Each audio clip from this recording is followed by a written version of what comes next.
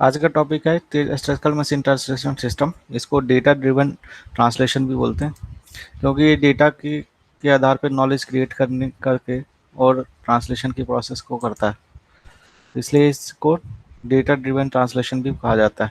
Statistical machine translation का सबसे पहला जो रिक्वायरमेंट है वो पैरेलल कॉर्पस की है। पैरेलल कॉर्पस मतलब जिस दो लैंग्वेज में आप ट्रांसलेशन करना चाहते हैं, सोर्स लैंग्वेज, उस दोनों लैंग्वेज का पैरेलल कॉर्पस आपके पास अवेलेबल होना चाहिए।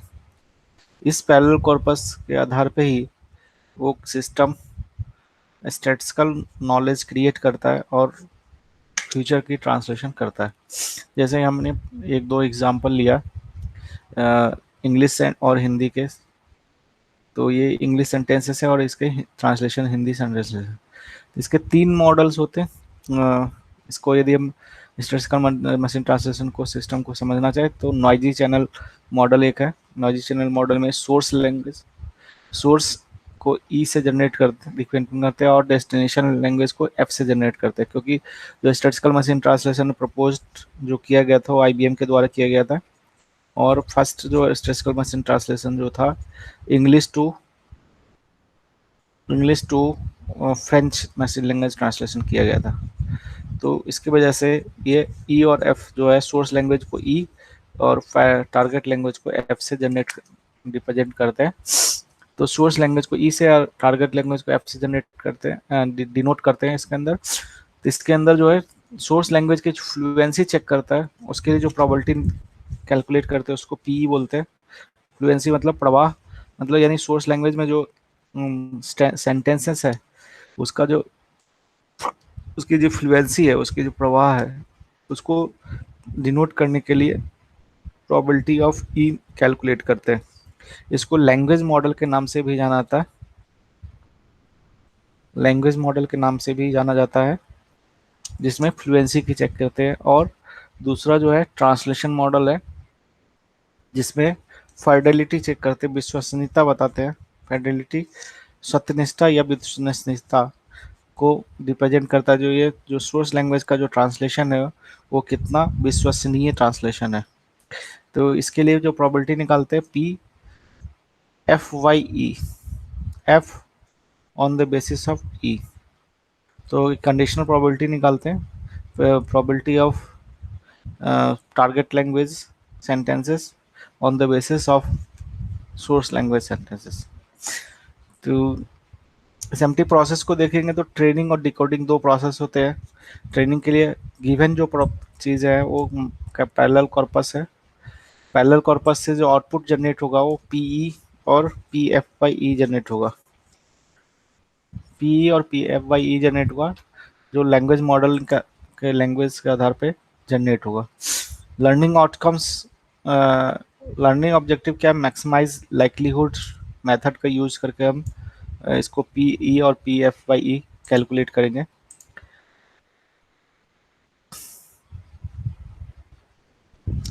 ये ऑफलाइन प्रोसेस है और एक एक बार ट्रेनिंग हम जो भी हमारे पास पैरेलल कॉर्पस है उस पर हम ट्रेनिंग मॉडल डिफाइन ट्रेनिंग देते हैं, सिस्टम की ट्रेनिंग करते हैं। ट्रेनिंग करने के बाद अब पी ई और पी एफ बाई ई हमको कैलकुलेट हो जाता है। इसके आधार पे हम जो है कोई भी न्यूज सेंटेंसेस जो आएगा वो इस उसके आधार पे हम वर्ड उसको ट्रांसलेशन, बेस्ट ट्रांसलेशन हम आउटपुट दिखा सकते हैं।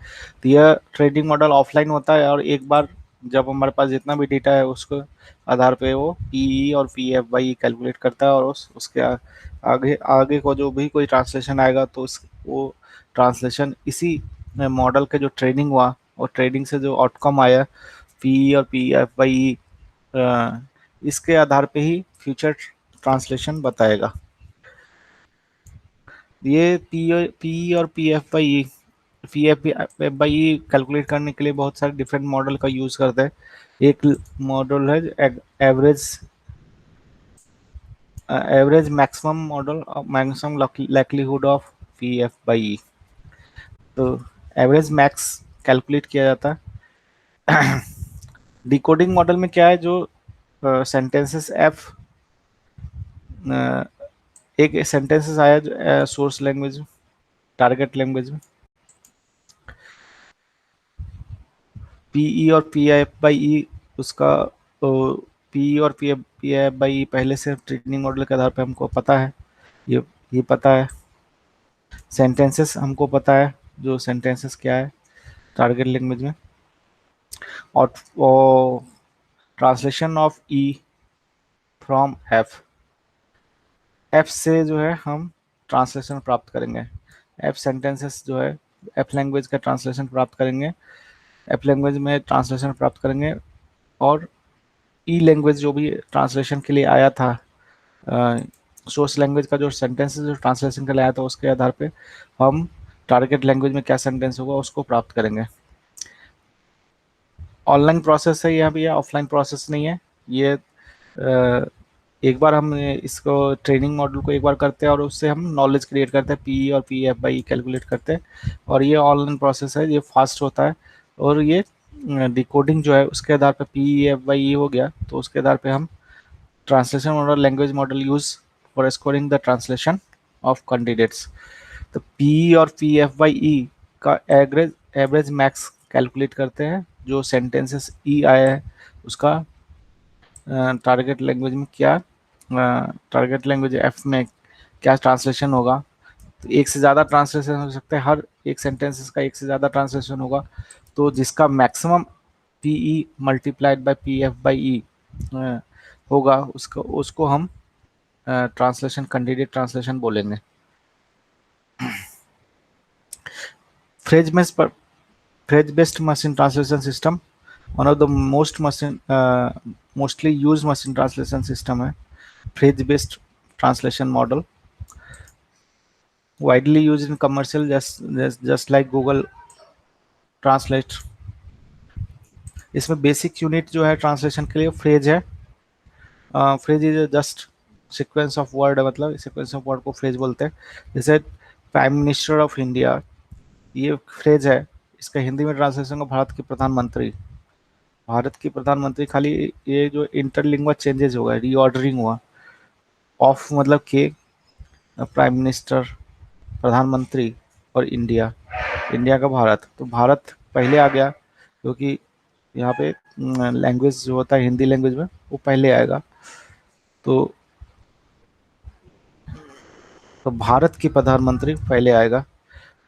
इसी तरह से यदि हेड टुवर्ड्स, दूसरा सेंटेंसेस एम्बिग्यूटी इसमें बहुत सारे हैं, sense ambiguity based on the local sentences. जैसे हेड टुवर्ड्स पुणे, तो इसका मतलब टुवर्ड्स आने की वजह से, ये वर्ड आने की वजह से ये हेड टुवर्ड्स पुणे, मतलब पुणे की ओर जा रहे हैं। टुवर्ड्स जो है वो डिसएम्बिगुएट कर देगा, जो हेड्स का मतलब की ओर जा रहे हैं। हेड द कमिटी, कमिटी डिसएम्बिगुएट कर देगा जो समिति की अध्यक्षता करते हैं। इसका हिंदी ट्रांसलेशन क्या होगा, समिति की अध्यक्षता करते हैं, क्योंकि हेड्स मतलब समिति का होता है, समिति। Committee leading the verbalizer is. तो मॉडल कैसे इसका होगा, source language can be fragmented in I, source language source sentences जो है फ्रैगमेंट कर दिया आई आई फ्रेजेस के अंदर। तो then P by F is decompose as, P F by E जो होगा वो डिकम्पोज किया जाएगा इस तरह से, P F by E from one to I phrases में डिकम्पोज किया। तो इसी तरह से ई टू आई, और sum of all product of all probability from I is equal to 1 to I is equal to 1 to I for 0 probability of PF by E, और decompose probability of start to end I phrases के जो phrase का start है minus and n minus one, ये। तो इसको पहले P F by ई को क्या बोलते हैं, फ्रेज ट्रांसलेशन प्रोबेबिलिटी, और डिस्टोरेशन प्रोबेबिलिटी इसको start minus end minus I को बोलते हैं, D. There are 3 model of machine translation system, 3 model है मशीन ट्रांसलेशन के। रूल बेस्ड मशीन ट्रांसलेशन, जिसमें एनालिसिस करते हैं, रूल बेस में सोर्स लैंग्वेज का एनालिसिस करते हैं, और ट्रांसफर मेथड का यूज करके या इंटरलिंग्वा मेथड का यूज करके टारगेट लैंग्वेज में सेंटेंसेस को प्राप्त करते हैं, जनरेट करते हैं। तो analysis and transfer and generation करते हैं।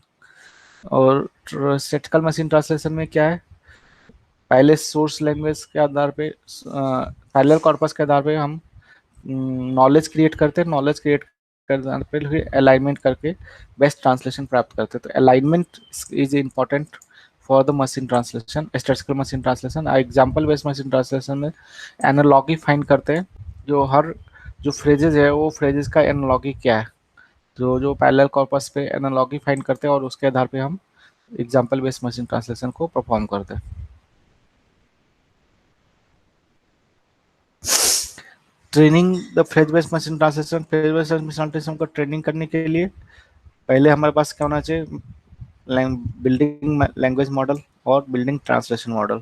ट्रांसलेशन मॉडल में दो तरह के अलाइनमेंट कर सकते हैं, word alignment, word level correspondence find कर सकते हैं, और दूसरा फ्रेज एक्सट्रैक्शन का करके फ्रेज पेयर डिफाइन कर सकते हैं, और ट्यूनिंग मेथड यूज कर सकते हैं।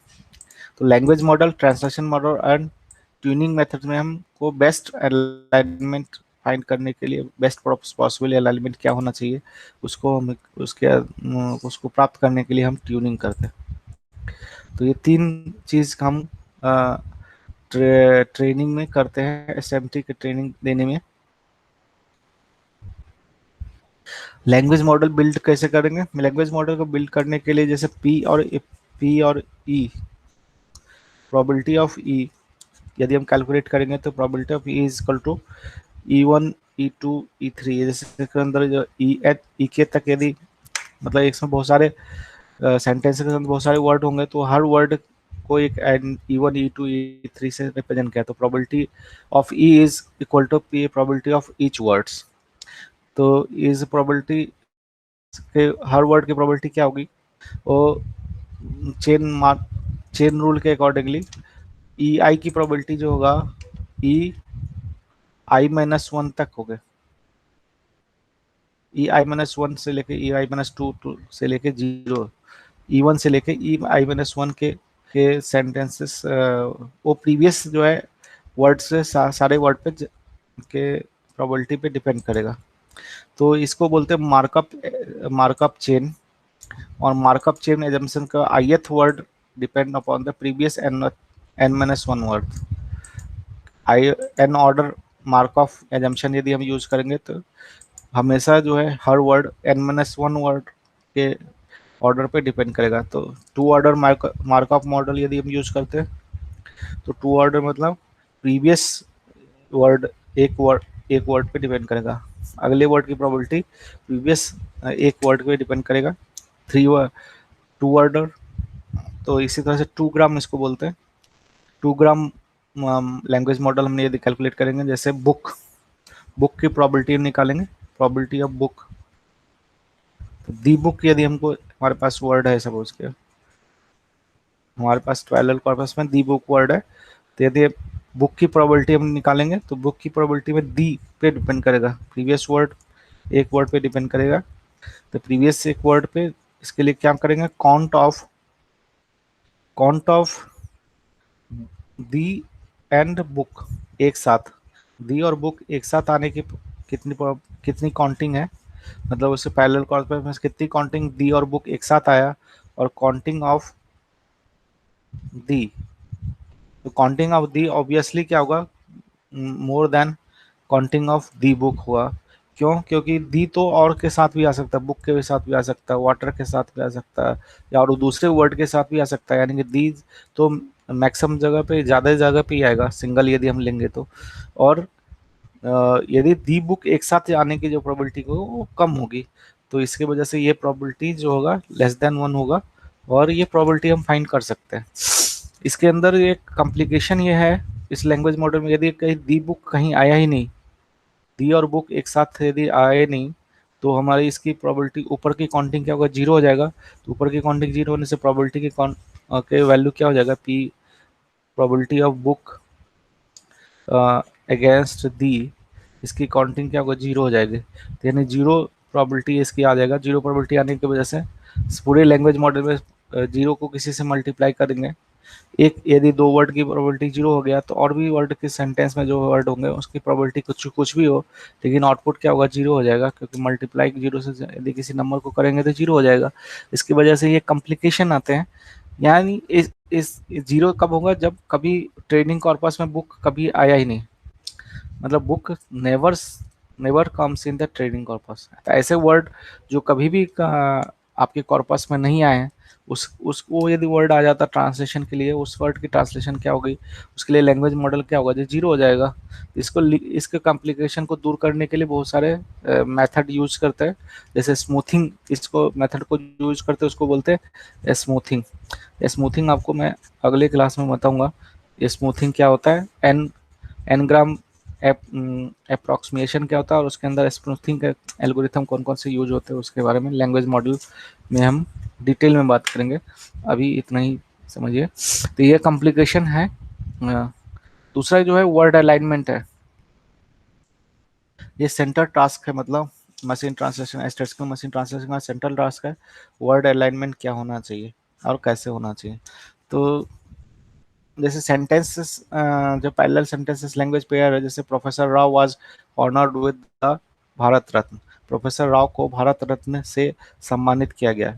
तो ऑटोमेटिक अलाइनमेंट कैसे हो, या तो हम मैनुअली अलाइनमेंट कर सकते हैं, प्रोफेसर का प्रोफेसर हो गया, राव का राव हो गया, वाज ऑनर्ड का वाज का गया होगा, किया गया भी हो सकता है, गया भी हो सकता है और किया गया भी हो सकता है। ऑनर्ड सम्मानित, विथ से, भारत रत्न, भारत रत्न, दी का कोई ट्रांसलेशन नहीं होगा। ये बेस्ट अलाइनमेंट ट्रांसलेशन मिलेगा जो मैनुअली हम कर सकते हैं।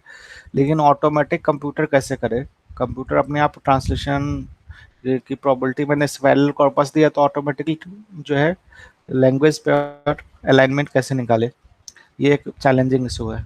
इसी तरह से मल्टीपल जो है अलाइनमेंट पॉसिबल भी हो सकता है। ऑनर्ड में भारत भी हो सकता है, विथ से हो सकता है, सम्मानित को भारत को सम्मानित बना सकते हैं, ऐसे करके अलाइनमेंट हो सकता है। दूसरा अलाइनमेंट में जो है वाज को प्रोफेसर को अलाइनमेंट कर दिया, यानी तो ये कैसे अलाइनमेंट हो, ये एक बिग इशू है।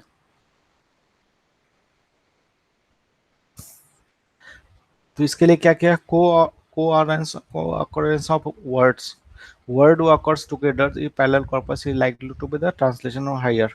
मतलब यदि जो जो वर्ड आसपास में जो वर्ड आ रहे हैं एक साथ आ रहे हैं, उसका यदि उसका जो ट्रांसलेशन होगा वो हायर होगा।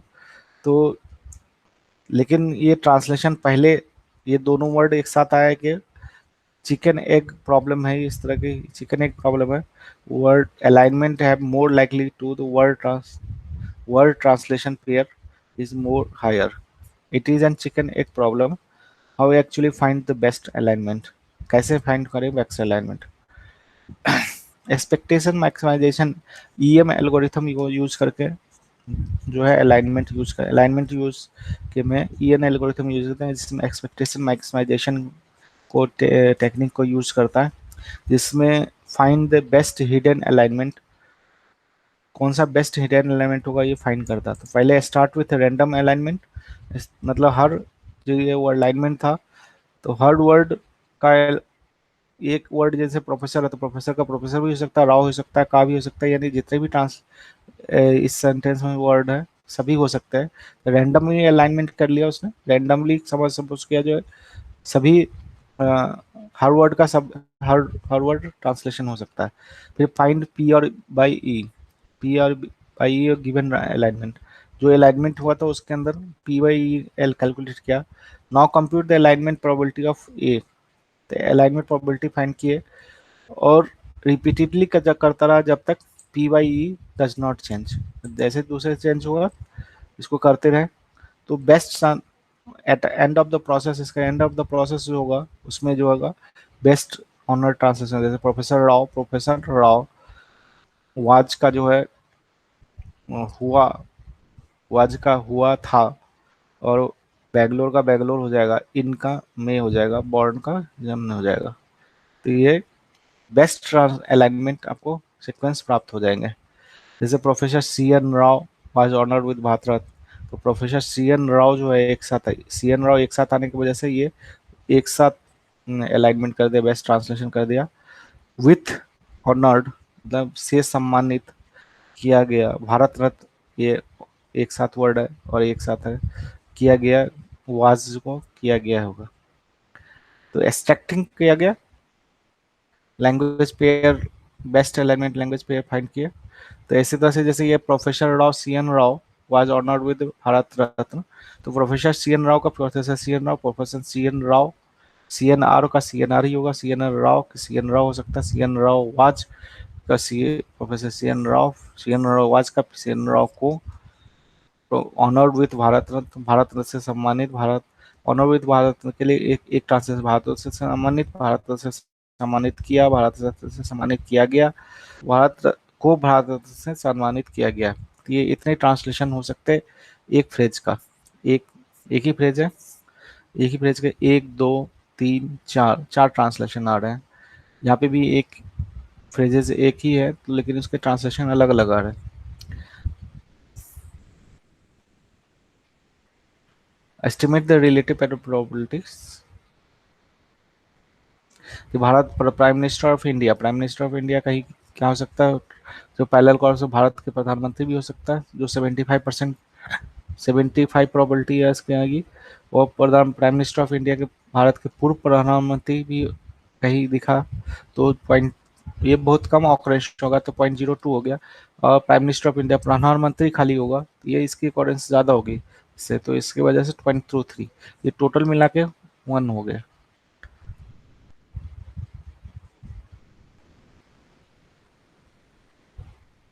डिकोडिंग क्या कैसे करें, Ram at the rice with spoon, तो राम के लिए राम भी हो सकता है, राम ने राम को राम से, एट को खाया, खा लिया, खा लिया, खा लिया, खा लिया है। राइस का धान भी हो सकता है, चावल भी हो सकता है, के साथ से।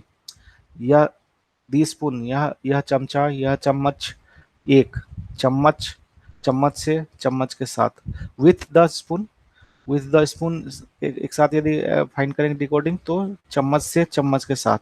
तो वेस्ट जो है, जो sequence order, word order, some order are not possible, मतलब इसमें अप्रोक्सीमेशन सोल्यूशन यूज करते हैं जिसमें बेस्ट जो सम ऑर्डर जो पॉसिबल ही नहीं उसको हटा देते हैं।